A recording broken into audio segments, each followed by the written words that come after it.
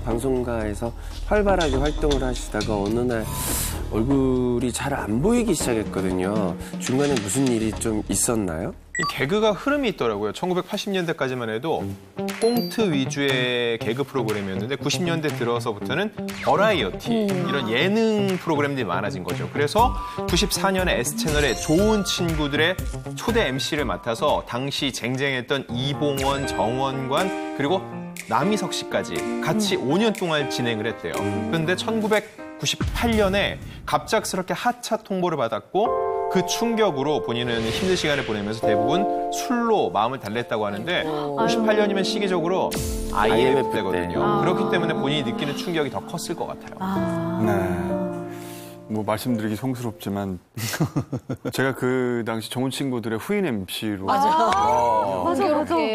저도 사실은 그때가 너무나 어마어마한 최영락 선배님의 후임 자리라 그 당시에 진짜 그 큰 자리를 맡으면서 너무너무 부담도 크고 그랬어요. 근데 제가 그 당시에 이제 양수리에 그렇죠. 카페 있었어요. 그래서 찾아뵈러 가면서 저는 이제 잘 모르니까 마트에서 양주라는 게 뭔지도 모르고 종류도 모르고 그러니까 마트에서 제일 비싼 걸로 주세요. 그래서 사갖고 갔더니 넌 양주가 종류가 뭐 있는지도 모르니? 나한테 그러더라고요. 그게 모르니까 그게 선물용으로는 잘 안 하는 그냥 저는 그때는 모르니까 너 진짜 순진하고 그러면서 네가 무슨 잘못이 있겠니? 제작진이 이유가 있어서 그랬겠지. 뭐 그렇게 얘기를 하시더라고요. 평윤 선배님도 저를 달래주셨어요. 근데 제가 충격을 받았어요, 그 당시에. 저한테는 인생에 있어서 정말 큰 기회였지만 그랬죠. 어떤 분에게는 큰 충격이었다는 게. 근데 박성호 씨는 뭐 그 앞뒤 상황을 알았던 것도 아니잖아요. 전혀 모르고 들어갔던 거니까. 그렇지만 지금까지도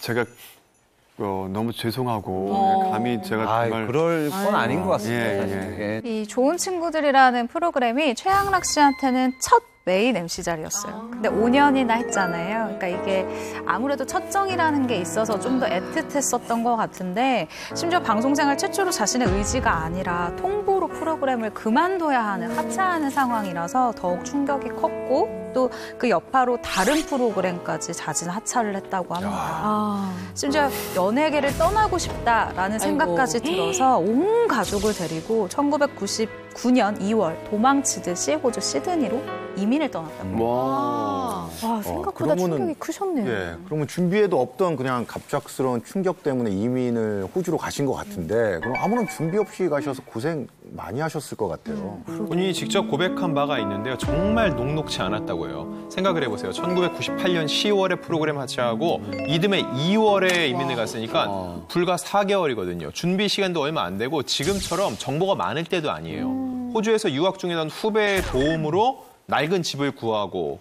그리고 애들 학비 내고 그리고 1년치 집세 내고 생활비까지 내니까 정말로 돈이 없어서 생활고에 꽤 오래 시달리셨다고 합니다. 네, 정말 그 최양락 씨가 돈이 없었던 것 같아요. 그 어느 날 마트에 갔는데 굉장히 저렴한 고기가 있어서 그걸 얼른 사서 뭐 갈비찜을 해 먹었는데 알고 보니 이 고기가 개 사료용 고기였다는 거예요. 외국이니까. 그죠? 굉장히 저렴한.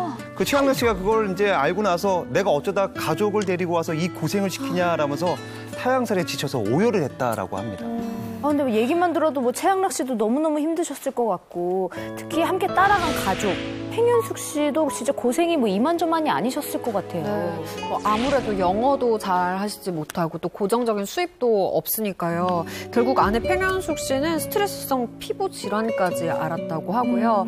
팽윤숙 씨가 당시 호주 생활에 대해서 말하기를 최양락의 일은 그저 늦은 밤까지 온돌도 없는 차가운 거실에 앉아 개그를 짜는 게 전부였다라고 언급한 바가 있습니다. 맴짓. 근데 그렇게 힘든 상황에서 경제적으로 그렇게 힘든 상황에서 하루 종일 집안에서 개그만 짜고 있으면 아무리 개그 황제라 그래도 속이 진짜 막 타들어가셨을 것 같아요. 근데 그러다가 어떻게 다시 한국에 돌아오시게 된 거죠? 네, 호주 생활 6개월 차죠. 그러니까 1999년 8월에 팽현숙 씨가 짐을 먼저 이렇게 싸면서 충분히 쉬었으니 이제 들어가자 이렇게 딱 이야기를 했대요. 그랬더니 최양락 씨도 바로 알았다라고 하면서 짐을 챙겼다고 하거든요. 사실상 이때부터 이 집안의 주도권이 최양락 씨에서 팽현숙 씨로 옮겨가는 그 시기가 아니었나 싶습니다. 한국으로 돌아온 다음에 얼마 되지 않아서 이 최양락 씨의 천재성을 알 수 있는 프로그램이 나옵니다. 절치부심이라고 하죠. 근데 여기에 팽현숙 씨의 내조까지 더해지니까 이 레전드 코너가 탄생한 거죠. 알까기. 알까기. 야, 알까기 진짜 재미없는 멘트인데 그거를 몸으로 살리신 거야. 맞아요. 알까기 이러면서 진짜 개그계의 레전드였어요. 그것보다 이제 더 충격적이었던 거는 그때 최양락 선배님의 헤어스타일. 대박이죠. 단발. 저는 가발인 줄 알았는데 진짜 머리였더라고요. 그 당시 최양락 씨 하면 그 스타일. 서태지머리라고 유명했잖아요. 서태지머리. 네, 맞아요. 너무 웃기잖아요, 상황이. 그러니까 그게 되게 안 그러간 것 같은 사람 둘이 앉아서 진지하게 알까기 하면서 웃음이 빡 터지는 그게 포인트였던 것 같은데 최양락 씨가 중간에 이렇게 머리를 딱딱 털어주거든요. 맞아요. 근데 그 모습이 왜 여성분들 때 되면은 머리 한번 잘라볼까? 단발 한번 해볼까라는 생각을 하는데 단발병을 퇴치하는 짤로 아주 유명하죠. 맞아요. 제가 진짜 그 사진 보고 단발병 몇 번 퇴치했거든요. 그럼요. 진짜 자를까 싶다가 그 사진 보면 나 자르면 저렇게 되겠지 생각 들면 다들 꾸준히로 자르지만 자르고 나면 최양락이 된다 이런 얘기. 맞아요. 실제로 서태지 씨가 원래 귀국할 때 그 머리 스타일이어서 그게 나중에 최양락 머리라고 불리게 된 건데 이 머리 스타일 자체도 팽현숙 씨의 제안이었다. 덕분에 캐릭터가 한층 더 살았었거든요. 이 부창부스 정말 개그 황제의 아내답습니다. 진짜 최양락 씨의 이 단발머리는 신의 한 수였거든요. 그런데 그때 남편이 알까기로 대박이 났는데 팽현숙 씨는 계속해서 외식 사업을 했다고 전 들었거든요. 네, 뭐 최양락 씨가 승승장구하고 있지만 사실 뭐 박성 씨처럼 또 갑자기 누가 나타나면 또 경제 위기가 올 수 있잖아요. 그렇기 때문에 팽현숙 씨가 고정적인 수입을 얻고자 사업을 합니다. 뭐 호프집부터 해서 오리고기집, 치킨집 운영했는데 이게 사실 이렇게 잘 되지 않았어요. 그러다가 이제 정말 마지막이라는 생각으로 2006년에 순댓국집을 오픈했는데 이게 초대박이 난 거예요. 이 팽현숙 씨의 순댓국집은 14년이 지난 현재 전국에 70여 개의 체인점을 운영 중인데요. 정말 성공적으로 운영 중이시고요. 팽현숙 씨가 2018년도에 한 방송에 나와서 하루 매출을 밝힌 적이 있었어요. 그래서 이 순댓국집의 하루 매출은 1,000만 원 넘는다. 성공적인 사업을 계속해서 이어가고 있습니다. 네. 선배님 진짜 결혼도 너무 잘하셨네요. 자, 최양락 씨가 호주 이민을 끝내고 알까기 이렇게 이의 적용기를 맞으면서 이 성향도 180도 바뀌었다고 들었는데요. 특히 이 아내 팽현숙 씨의 눈치를 많이 보는데 예전에는 술을 마시면은 무조건 다음날 집에 들어갔는데 정신 차리시고 나서 이제는 늦어도 새벽 3, 4시까지는 꼬박꼬박 집에 들어간다고. 세대 시대 문제가 있는 거니까. 이거 제가 하면서도 세대 씨가 양호하진 않은데 그 전에 비해서 양호해. 다음날 들어가는 거에 비해서는 마음 잡았네. 조금 더 일단 외박은 안 한다는 얘기잖아요. 그렇죠. 그게 중요한 거죠. 근데 최양락 선배님이 워낙 술 좋아하셔서 이 술자리에 저도 최양락 선배님한테 술 얻어먹고 그랬는데 정말 재밌으시고 술자리에서가 정말 따뜻하게 대했다가 그러다가 또 다시 돌아와서 너 때문에 내가 그만뒀었지? 이 얘기 했다가 송이만큼 순진하고 착한 애가 어딨니? 네가 사줬던 양주인데 한 잔 먹어봐라 그랬다가 너 진짜 마트에 이거밖에 안 팔았니?